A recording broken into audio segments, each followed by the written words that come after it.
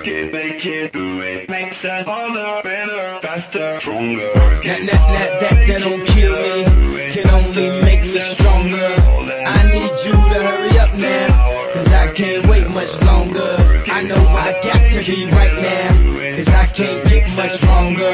Man, I've been waiting all night now, that's how long I've been on you. We are back. It's Chris Guzman with your Bolo Punch Boxing Hour, brought to you by George Roby Insurance, www.hssp.cc, sportsjuice.com. I'm here live with Don Molina of Molina Boxing Promotions. Don, how you doing tonight, man? I'm doing fantastic. How are you doing tonight? Outstanding. No, it's junky weather here in Chicagoland tonight. I hope it's a little nicer in your neck of the woods. Oh, beautiful weather we're having here in Vegas. All right, rub that in. Rub that in, buddy. Rub that in. That ain't right, man. They're calling for snow on Thursday, man. That's not good. Yeah, we're getting snow on what, tomorrow? Thanksgiving. Oh, that's a bunch of crap. Oh, just imagine that. Yeah, imagine that. Molina Boxing promotes Tansy Daniel, who's going to be fighting the female counterpart, Mayorga, as well as Aaron Robinson, who's going to be fighting 3 times in 7 days. And we were just talking to Aaron Robinson about 20 minutes ago, Don. He says after he fights 3 times in 7 days, he's going to say, I'm going to go ahead and try and do it, a month or two later. He's going to go ahead and try and do it 4 times in 7 days and have the record. What are your thoughts on that? Well, going back in history, I was actually doing my homework last night and seeing all these famous old fighters, for example, George Dixon, Harry Lewis, Joe Walcott, Joe Dundee, all these great fighters in the welterweight division. Back in the 1900s and the early 20th century. Basically, what Aaron is attempting to do is something phenomenal that has not been seen since that time. But we're going to have to wait and see if he manages to get through. If he gets past these 3 fighters, then we'll talk about having 4 fighters in 7 days. But if he can't get past the 3, let's not even go further than having at least 1 per week. Good call. Yeah, how crazy is it that, we're going to cut him down to only 1 fighter a week? That's crazy. Well, right now what we're planning on doing is after the event that takes place, we're having something that's called like solo book sale. We're trying to do the same thing that Telefutura does on Telemundo or Telefutura, either one that have fighting every single week, and not him as a fighter, but if he wins, we will consider having him do the 4 fights in a week if he wants to. It all depends how his performance is in this event that's going to take place on January 5th, January 9th, and January 12th. What do you have to say to hardcore boxing fans that say, hey, this is just a stunt? This is just something that they just want to get some headlines. What would you say to someone that told you that? Oh, what's wrong with that? Yeah, get to the bad part of that. It's been once said that any criticism is good criticism. Any controversial towards a person is good controversial because they are mentioning you, they are talking about you. So if they want to feel that it's a stunt, well, by all means, that's good because you're talking about it and you're thinking about it. So that must mean it's getting to you. Any press is good press, as they say. Yeah. So let's talk about your female fighter for a second, Tansy Daniel. She's going to be fighting Mayorga. You actually announced that live on our show last Thursday. Talk about Tansy Daniel a second and what this fight with Mayorga really means to the sport of women's fighting. I think it's phenomenal what it means to the female fighting and female boxing all over the world, being that these girls do have a rivalry already, but mainly because of Mayorga. Mayorga already announced that she wants to fight an American because she feels that she's too good to fight against her own people, a Nicaraguan crowd. She's just willing to go at it and do the Rocky story and just fight the toughest female that is out there. In this case, she said that she wanted to fight someone heavier than she is, just so she could prove that weight, records, and in this case, your nationality does not mean who you are inside that ring. Because one punch can mean the difference of the whole entire fight. And in this case, they do have a rivalry already going on.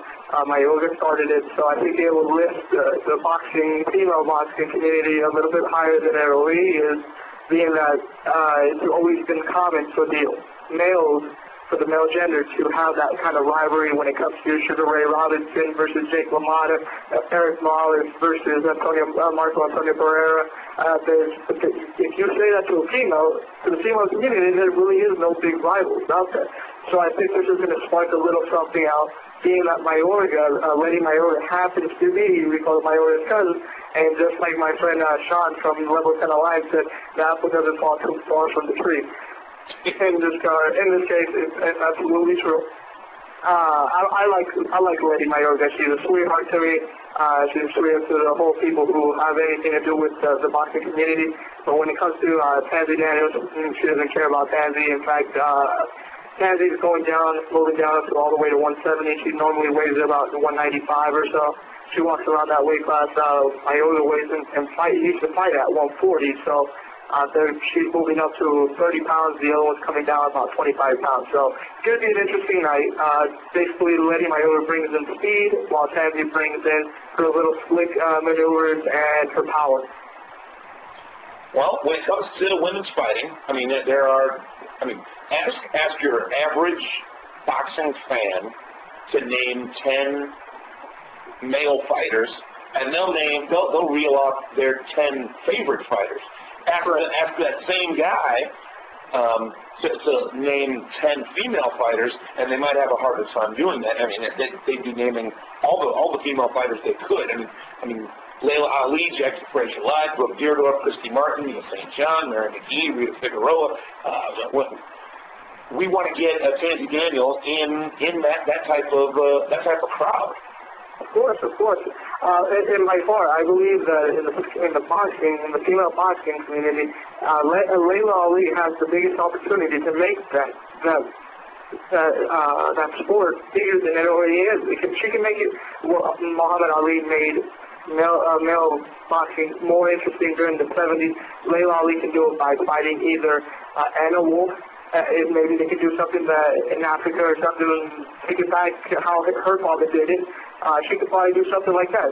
He's the person who everybody thinks it's the impossible.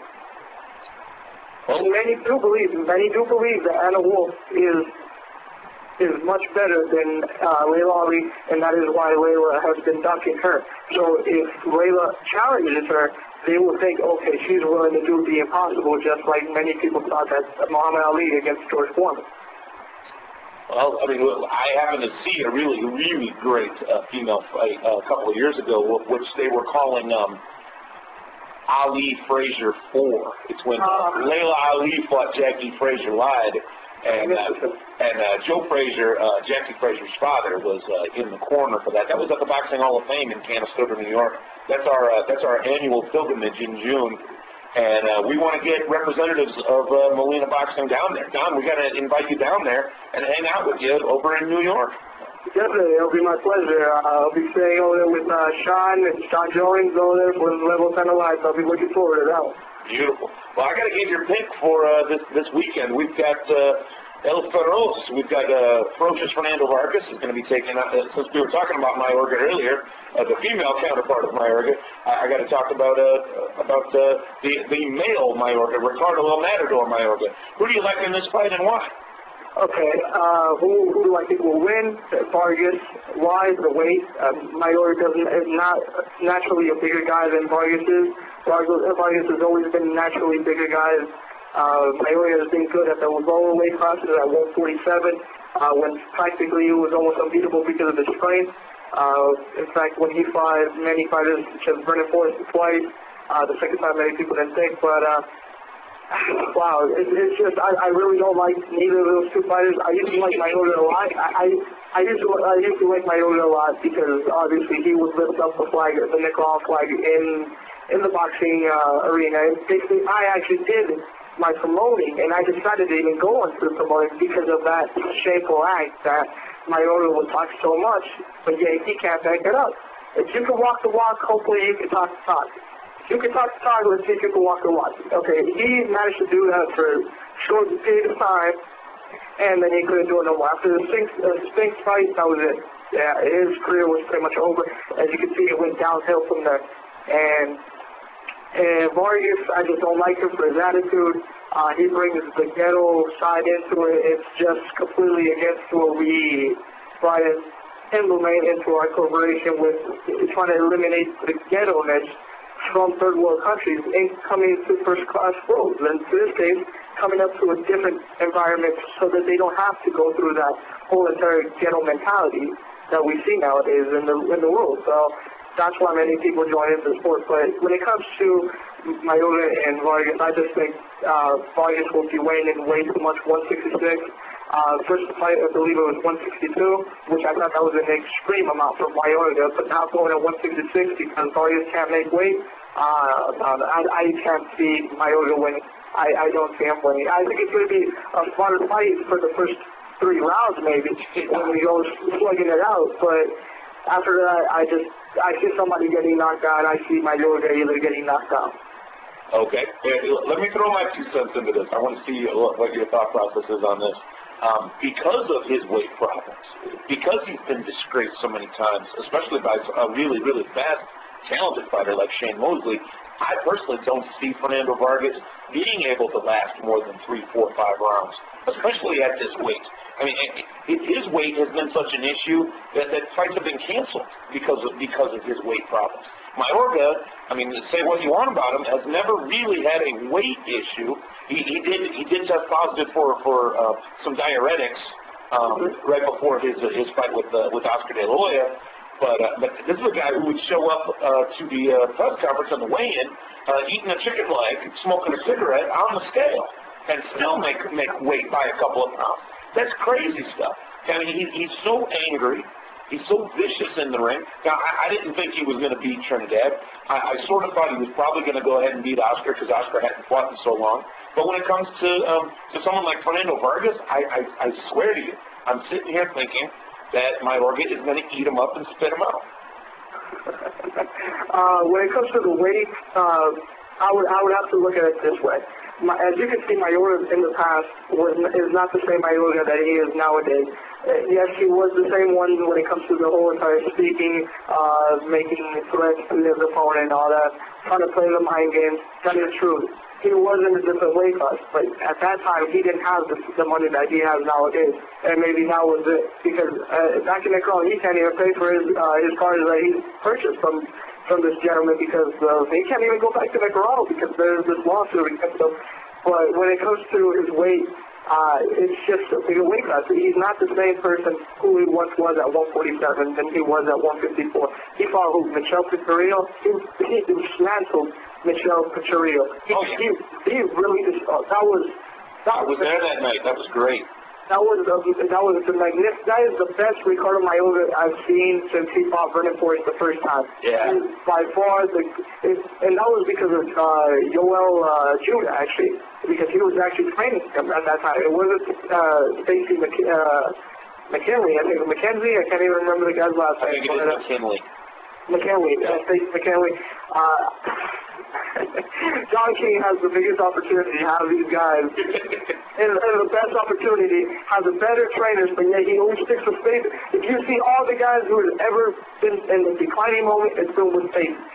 Every single fight, Austin, the guy who fought against Vladimir Klitschko. Ray Austin, yeah. Ray Austin. Who was in the corner?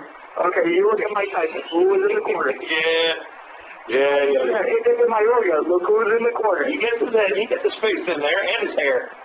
And if you notice, when Mayorga was with the old trainer, the one from Panama, Rigoberto Giovanni, if I'm correct, his last name was, he was unstoppable during that time when he was at 147. But it's the indiscipline. They're not disciplined anymore in making weight anymore. It's all about money now, and they're now they're getting late. I'm sorry to say, not being able to make their weight that they should be fighting at. If you sign a contract that you're going to be fighting at such and such weight class, we expect you to be in that weight class. If you don't, then obviously there's penalties. But because of this, in Vargas' hometown, he couldn't make the weight. But I just don't see Mayorga. I see it being a slugfest. Mayorga does contain a lot of strength. If he manages to land, like I said, one punch can mean the difference of the whole fight. Vargas can be winning the whole entire fight. But at that last second, You know, to manage to get that hook in, that might be the end of the fight. It's been seen before. Julio Cesar Chavez versus Meldrick Taylor. For example, last seconds, 2 seconds into the fight, boom, he falls down and that was it. Richard Steele calls it, even though I didn't think that was the right decision, but it happened. And so that definitely goes down in the record books that Chavez was losing almost every single round, and last second, that was the end of the fight. All it takes is one shot. That's the name of this game. Don Molina of Molina Boxing Promotions. We talked about Aaron Robinson. We talked about Tansy Daniel. How can our listeners get in touch with you and check out Molina Boxing Promotions? Well, we have, in December, we're coming out with our website. It's been bought, but we're trying to do a little more different. I know everybody says they're trying to do something more different. In our situation, we're trying to do more Romanesque type of thing, because if you look at our logo, it's kind of like a Romanesque, because we consider our fighters as gladiators because they are there to entertain people. That's one. Two is to give the best performance they can, and three is to win. So if you lose, then you're eliminating your ability of bringing in the audience, and you won't be being attractive, meaning you don't have a job anymore, because promoters, what they're looking for is the people who bring in the crowd. If you can't bring in the crowd, then I apologize, why even have you? Even though if you're a good fighter, that's a different story. But if you end up losing, why even have you? So that's how I look at it. You're a gladiator, you must win. If you lose, then you're eliminated. Interesting strategy and interesting way of going about it. But at the moment, how people can look us up is by MySpace. It's www.myspace.com/MVP2006. That is MVP, Molina Boxing Promotions, 2006. MVP2006, and that is how you can check out Don Molina and Molina Boxing Promotions. Again, Tansy Daniel and Aaron Robinson, two of the fighters. They're going to be fighting all over the place. Aaron Robinson, again, fighting 3 times in 7 days. Don Molina, thanks for taking the time this evening for the interview, and we'll talk to you real soon, my friend. Thank you very much for the time. Have a wonderful night. All right, you too. Talk to you soon.